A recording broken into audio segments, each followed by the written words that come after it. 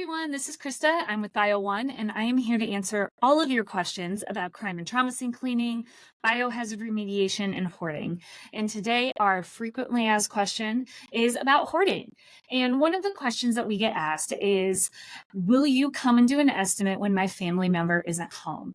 What this scenario usually looks like is a mom, dad, uncle, someone in the family has discovered that someone that they deeply care about, love, or even a friend or neighbor, they have been struggling with collecting and hoarding, and they are living in a very overwhelming situation.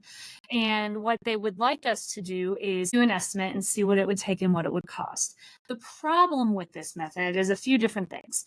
The first one is our job has to be establishing trust with the person who owns these belongings. If we go behind their back, or if we do something that already predetermines what their future looks like, they're not going to be comfortable with us at all. It's just never going to work.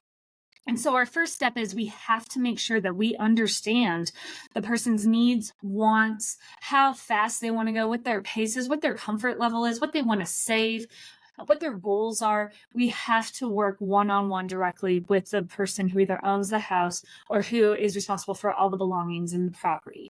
So that is number one. The second thing is we can't possibly put together a remediation plan when we don't really understand those needs, wants, and goals. There is no way I can sit and say, hey, this is what it's going to cost. These are the prices, and this is how many people we need on site.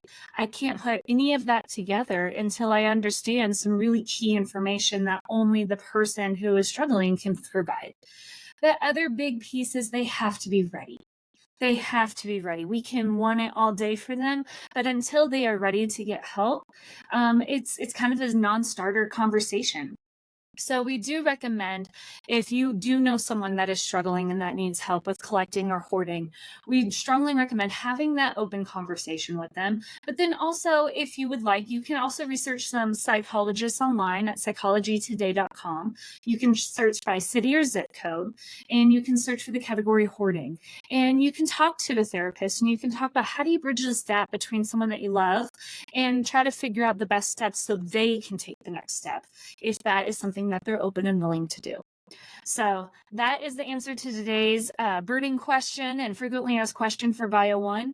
And again, this is Krista, and I look forward to seeing you guys next time.